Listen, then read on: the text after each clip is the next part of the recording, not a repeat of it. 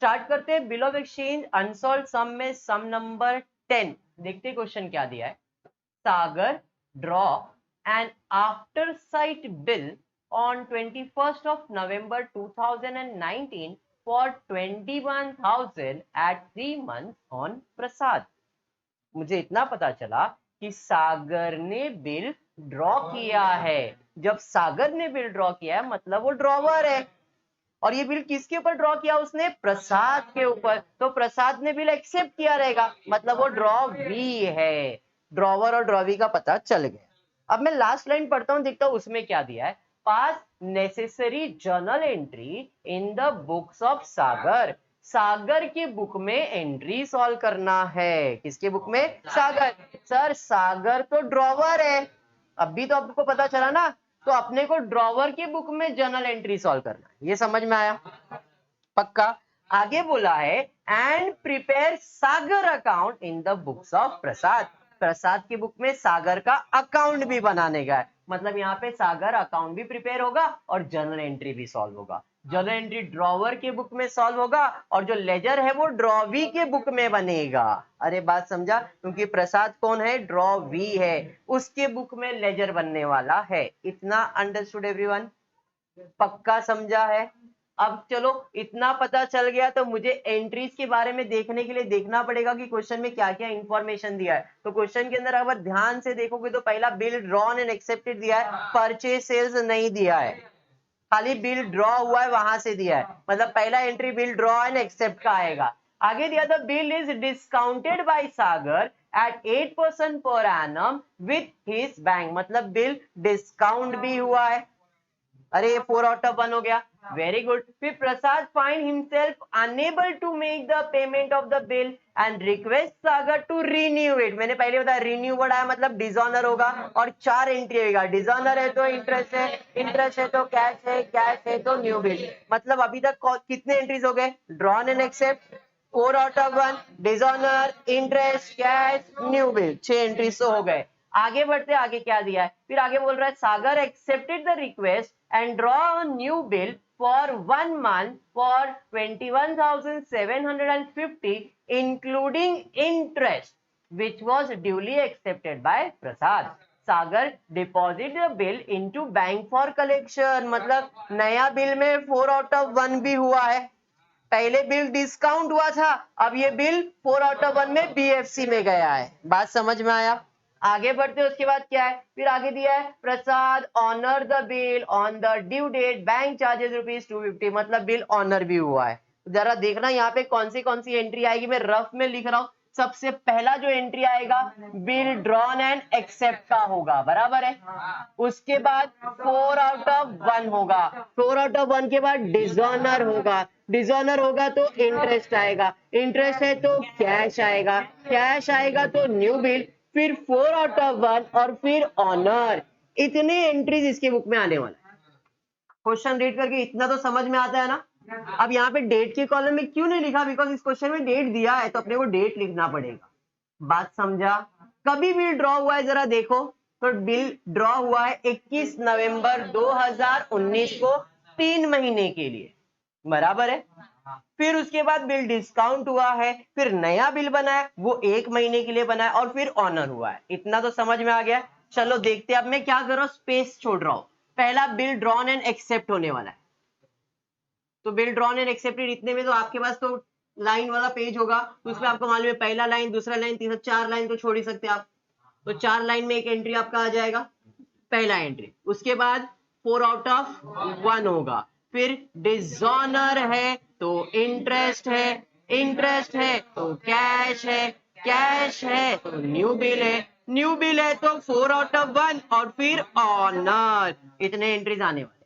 अब मैंने ये बॉक्स बनाया, आपको ऐसा बॉक्स नहीं बनाया बट सिर्फ मैं एक्सप्लेन करने के लिए। इतना समझा? अब इसमें हर एक इसमें डेट आने वाला है। क्लियर? पहला drawn and accepted 4 out of 1, dishonour, interest, cash, new bill. ये 4 एंट्री मेरे लिए इंपॉर्टेंट है। ये 4 entry in the books of drawer. ये सागर कौन है? ड्रॉवर है। ड्रॉवर की बुक में ये 4 एंट्री कैसे सॉल्व करते हैं? Debit debit credit credit, debit debit credit credit. देखो मेरा अप्रोच देखो सम की तरफ। क्वेश्चन रीड करके पहले जजमेंट लगाया क्या क्या एंट्री है, रफली ये सब लिख लिया, आपको भी ऐसे ही करना है। अगर ऐसे करोगे तो बिल ऑफ एक्सचेंज इजी लगेगा। बोर्ड एग्जाम में अगर ऑफलाइन एग्जाम्स है तो ये टॉपिक के ऑप्शन में डिसोल्यूशन आने वाला है। Dissolution of partner, balance sheet खाली करो, असेट बेचो, लायबिलिटीज पे करो, वो जो भी हमने किया है उसके ऑप्शन में ये टॉपिक है। बात समझ में आया? अगर आप इस पे अच्छे से कॉन्फिडेंट एकदम आ जाता है तो भाई ये पूरा मार्क्स लेके जाएगा। और मैंने 11th स्टैंडर्ड जब भी अकाउंट पढ़ा है तब मैंने बताया जर्नल एंट्री है वो भगवान है, हर एक चीज का सॉल्यूशन इसके पास है। अगर आपका जर्नल एंट्री स्ट्रांग है तो अकाउंट्स अच्छा है, इसलिए फोकस जर्नल एंट्री पे ज्यादा कर, मेरा सजेशन। बाकी आप जैसा करना चाहो वैसा करो। क्लियर है क्या? अब अपने को मालूम पड़ गया, पहले बिल ड्रॉन होगा, फिर four of dishonour, interest, cash नहीं मिले। 4 एंट्री पहले मैं सॉल्व करूंगा। 4 एंट्री ड्रॉवर की बुक में कैसे सॉल्व होता है किया, debit debit credit credit, debit debit credit credit, debit debit credit credit. क्या डेबिट और क्या क्रेडिट ड्रॉवर की बुक में? ड्रॉवी कौन है यहाँ? ड्रॉवी कौन है? प्रसाद है, बराबर है। तो यहाँ पे डिसऑनर में डेबिट में आएगा प्रसाद, प्रसाद अकाउंट डेबिट, एक डेबिट हो गया। डिसऑनर है तो इंटरेस्ट, इंटरेस्ट में भी डेबिट करना है तो प्रसाद अकाउंट डेबिट, ये समझा गया? अरे समझा?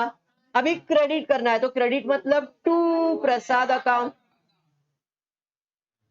लिखने का नहीं पाप लग रहा है बेटा, ध्यान दीजिए। क्रेडिट फिर वापस टू प्रसाद अकाउंट, इतना समझा? डिसऑनर है तो इंटरेस्ट है, इंटरेस्ट है तो कैश है, कैश है तो ड्यू बिल है, debit debit credit credit, debit debit credit credit, समझा ये? अब एंट्री का नामकरण करेंगे। पहला डिसऑनर है, इधर कुछ भी नहीं लिखने का, सबर अली, कंट्रोल, आराम से। डिसऑनर हो गया तो इधर कुछ मत लिखो, इधर इंटरेस्ट, सॉरी कौन सा एंट्री है? इंटरेस्ट का, इंटरेस्ट का है ना, डिसऑनर है तो इंटरेस्ट है ना, तो यहाँ पे इंटरेस्ट आएगा टू इंटरेस्ट अकाउंट। अरे समझा? इंटरेस्ट है तो कैश है तो इधर डेबिट में जगह आएगा क्योंकि क्रेडिट हो गया, कैश और बैंक अकाउंट डेबिट। अरे ये समझा? पक्का समझा? अब न्यू बिल, न्यू बिल हमेशा इसके लिए रिसीवेबल होगा, तो इधर आएगा बिल रिसीवेबल अकाउंट डेबिट। अब मैंने B/R लिखा है, आपको पूरा लिखना है, बोर्ड एग्जाम में ऐसा लिखोगे मार्क्स कट हो जाएगा, पूरा फुल फॉर्म लिखना है। क्लियर है? अब जैसे ही लिखा तो बैकग्राउंड में आवाज आई, सास भी कभी बहू थी, सेम टू सेम, तो ये एंट्री पूरा ऊपर आ जाएगा, bill receivable account debit to Prasad. क्या बात है, अरे समझा ये? देखो क्वेश्चन अपन ने कितना रीड किया, खाली एंट्रीज के लिए रीड किया। अब क्वेश्चन को देख भी नहीं रहा हूं मैं, सब एंट्रीज कंप्लीट हो गया, अभी खाली amount fill in the blank करना है और डेट प्रॉपर लिखना है, खत्म हो गया काम। बात समझा क्या? अब जरा आते हैं डेट की तरफ। तो हमने बिल 21 नवंबर 2019 को बिल ड्रॉ किया था। कितने का बिल ड्रॉ किया था? 21,000, बराबर है। कितने महीने के लिए? 3 महीने के लिए हमने बिल ड्रॉ किया। जरा ध्यान दें, बिल 21 तारीख को ड्रॉ हुआ तो 21 नवंबर 2019। बात समझा? कितने का बिल है? 21,000, 21,000 डेबिट, 21,000 क्रेडिट। बीइंग क्या आएगा? बीइंग बिल ड्रॉन किसके ऊपर? प्रसाद के। हो गया तुम्हारा नरेशन भी। अरे बात समझ में आ रहा है? Narrations are compulsory in journal entry. आपको हैबिट नहीं है बट इसकी हैबिट डालो। Being bill drawn on Prasad, Prasad पे बिल ड्रॉ हुआ है ना, तो ऐसा लिखना कंपलसरी। अगर आपने नहीं लिखा तो आपके मार्क्स कट होंगे। समझ में आया? अगर ये एंट्री को 1 मार्क है तो आधा मार्क नरेशन में कट जाएगा।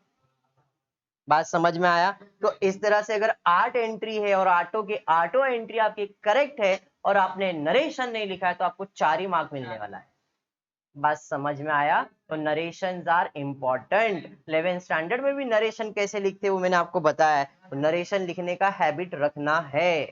क्लियर? बढ़ेंगे आगे, अब देखते हैं क्या हुआ। तो आगे उसने बोला है उसने बिल डिस्काउंट करवाया है। देखो वहां पे क्वेश्चन में, the bill is discounted by Sagar at 8% per annum with the bank. कौन से डेट पे डिस्काउंट करवाया? जिस दिन बिल ड्रॉ हुआ उसी दिन, तो वहां पे हम बिल डिस्काउंट करवाते, बिल डिस्काउंट। अब बिल डिस्काउंट जब करवाऊंगा तो 21,000 का बिल है, कितना परसेंट पे डिस्काउंट करवाया? 8% पर एनम। पर एनम मतलब साल भर का है, हमारा बिल तो 3 महीने का ही है। सर आपको कैसे मालूम पड़ा 3 महीने का है? क्वेश्चन में लिखा है ना कि बिल 3 मंथ्स के लिए ड्रॉ किया है, इसलिए 3 मंथ्स। अब कैंसलेशन कर देता हूं, 4 2 जा 4 3 जा बराबर है, 3 और 3 कैंसल, 2 0 और 2 0 कैंसल, 0 2 4, मतलब कितना डिस्काउंट? 420 रुपए डिस्काउंट कट होएगा। तो अगर 21,000 का बिल है तो उसमें 420 रुपया डिस्काउंट का है, हाँ या नहीं? तो अपने को कैश कितना मिलेगा? ये 0 हो जाएगा, ये 9 और ये 10 हो जाएगा। 10 में से 2 जाएगा 8, 9 में से 4 जाएगा 5, 0 और 2, तो 20,580 रुपया कैश मिलेगा। अरे बात समझा क्या? 21,000 का बिल था, डिस्काउंट 420 रुपया कटेगा, तो अपने को कैश मिलेगा 20,580। कैलकुलेशन समझ में आया? अब यहाँ पे 4 आउट ऑफ 1 हुआ है, मैंने सिर्फ एक ही चीज याद रखने बोला है, क्या? कि जब भी 4 आउट ऑफ 1 होएगा बिल जाएगा, बिल जाएगा, बिल जाएगा। आया था डेबिट, जाएगा क्रेडिट, आया था डेबिट, जाएगा तो क्रेडिट। तो टू बिल रिसीवेबल अकाउंट, कितने का बिल है? अब ये बिल किधर जा रहा है? डिस्काउंट में जा रहा है, और डिस्काउंट में जा रहा है मतलब कैश आएगा, डिस्काउंट आएगा, कैश आएगा, डिस्काउंट आएगा। तो यहाँ पे एंट्री है कैश और bank account debit, discount account debit. 11th standard बताया जिधर कैश उधर ही डिस्काउंट आता है, बात सही है। तो यहाँ पे डिस्काउंट है 420 रुपए और कैश है 20,580 रुपए। Being bill discounted with bank। समझ में आया नरेशन? पक्का समझा? आते हैं अब यहाँ पे डिसऑनर हुआ। ये कौन सा बिल डिसऑनर हुआ? डिस्काउंटेड बिल डिसऑनर हुआ। मैंने आपको एक्सप्लेन किया, जो भी बिल डिसऑनर होगा उसका नाम लिखने का है। एंडोस बिल डिसऑनर हुआ, एंडोसे का नाम। बीएफसी बिल डिसऑनर हुआ, बीएफसी का नाम। डिस्काउंट बिल डिसऑनर हुआ तो बैंक लिखने का, तो टू बैंक अकाउंट। अरे बात समझा? कितने का बिल है? 21,000, तो डिसऑनर कितने का होगा? 21,000। इतना समझ में आया क्या? पक्का? अब क्वेश्चन रीड करते हैं क्योंकि अब इसका इंपॉर्टेंट रोल चालू हो जाता है। यहाँ पे दिया है Prasad find himself unable to make the payment of bill and request Sagar to renew it. Sagar accepted the request and draw a new bill at 1 month for rupees 21,750 including interest which was duly accepted by प्रसाद। मतलब क्या है इसका? मतलब ये है कि 21,000 का bill था, उसने बोला भाई मेरे पास पैसा नहीं है यार, बिल डिसऑनर हो जाएगा। मतलब ठीक है कोई प्रॉब्लम नहीं, बिल डिसऑनर कर दे, लेकिन 750 रुपया ब्याज देना पड़ेगा और मैं नया बिल बनाऊंगा 21,750। मतलब इस बंदे ने कैश कुछ भी नहीं दिया है, यहाँ पे कैश बोला है क्या? इंटरेस्ट कितना आएगा? 750। सर ये आपको कैसे समझा? तो 21,000 का बिल था, 750 रुपया वो एक्स्ट्रा मांग रहा है क्योंकि नया बिल उसने 21,750 का बनाया। 21,750 का बनाया मतलब 750 ब्याज है, कैश उसने कुछ भी नहीं दिया। यहाँ पे पिन बिन मारने की जरूरत नहीं है। अरे ये समझा? अब मैं इधर ना डेट लिखने का बताने वाला, पहले एंट्री समझ लो फिर डेट के लिए भी एक्सप्लेन करो। इतना समझ में आया क्या? इतना समझा है? चलिए बढ़ते आगे। उसके बाद क्या है? आगे दिया है Sagar deposited the bill into bank for collection. Bhavesh फिर से 4 आउट ऑफ 1 हुआ। 4 आउट ऑफ 1 हुआ तो मैंने क्या बताया? बिल जाएगा, बिल जाएगा, आया था डेबिट, जाएगा तो credit. To bill receivable account, किधर जा रहा है भाई? Bank for collection account debit. कितना? 21,750, 21,750। अब नया बिल, पुराना बिल खत्म। अरे ये समझा? क्लियर है रीति? रीति आगे क्या दिया है? आगे दिया है on the due date Prasad honour the bill. Prasad ने बिल ऑनर किया। ऑनर किया मतलब पैसा आएगा, बिल जाएगा, पैसा आएगा, बिल। अब ये जो पैसा आएगा वो किधर आएगा? मेरे बैंक में, क्योंकि ये चेक मैंने बैंक में जमा करके रखा है। तो पैसा आएगा बट किधर आएगा? बैंक में। तो bank account debit to BFC account 21,750, 21,750। Entry समझ में आया क्या सर? क्वेश्चन में कुछ है ना बैंक चार्जेस वगैरह भी दिया है। हाँ ठीक है, अब बैंक चार्जेस मेरे लिए एक्सपेंस है कि इनकम है? बैंक चार्जेस मेरे लिए खर्चा है। Debit all expense and losses, credit all income and gain. Sir मेरे लिए खर्चा है मतलब bank charges account debit to, पैसा जाने वाला है, किधर जाने वाला है? बैंक में, तो टू बैंक कितना? 250। इतना समझ में आ गया? खत्म हो गया सम। अब आ जाते हैं डेट्स के कैलकुलेशन पे। 21 तारीख को बिल ड्रॉ किया था 3 महीने के लिए नवंबर में, तो नवंबर हो गया तो दिसंबर, जैन, फेब, बराबर है कि नहीं? अब इसमें आप ऐड करोगे तो 14 हो जाएगा ना, बराबर है? तो यहाँ पे आप फेब डायरेक्टली डालोगे, 14 नहीं लिखोगे, वहां पे फेब लिखोगे। 21 फेब 2020 ये मेरा ड्यू डेट है। नहीं सर, ड्यू डेट के लिए 3 दिन का ग्रेस ऐड करना पड़ता है, तो 24 फेब 2020 मेरा ड्यू डेट बन जाएगा। अरे ये समझा क्या? पक्का समझ में आया?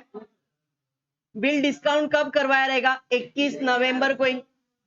डिसऑनर कब हुआ रहेगा? 24 फेब 2020।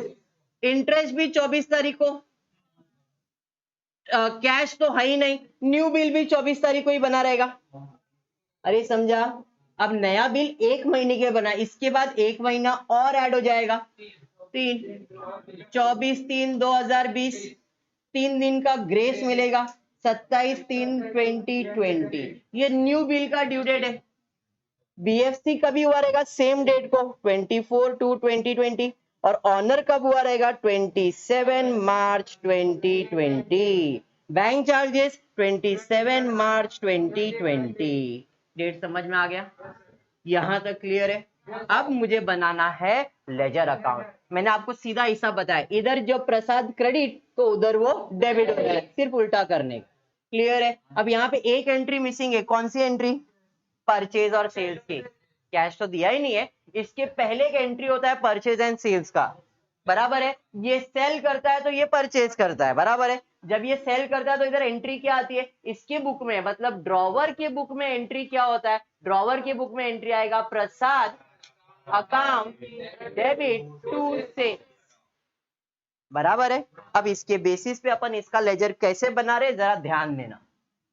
कॉलम तो आपको मालूम है, डेट, पर्टिकुलर, यहां पे आ जाएगा JF अमाउंट, फिर से डेट, पर्टिकुलर, JF अमाउंट, बराबर है? अब ये सेल्स वाला एंट्री मिसिंग है, अभी उसकी एंट्री प्रसाद अकाउंट डेबिट है, तो इसका अकाउंट क्या रहेगा? क्रेडिट। क्या नाम है इसका? सागर। तो सागर में बाय बैलेंस ब्रॉट डाउन कितना? 21। तारीख क्या रहेगा? जो 21 तारीख का तारीख है, 21 नवंबर 2019। अब नॉर्मल मालूम नहीं है, नवंबर का स्टार्ट मैं पकड़ सकता हूं, बट 21 तारीख से सारे ट्रांजैक्शन रिकॉर्ड। ये समझ में आया? अरे ये समझा? उसके बाद यहाँ पे प्रसाद अकाउंट क्रेडिट, तो सागर का अकाउंट डेबिट होगा। इसके लिए बिल रिसीवेबल है, तो इसके लिए बिल्स पेबल होगा। कितना? 21।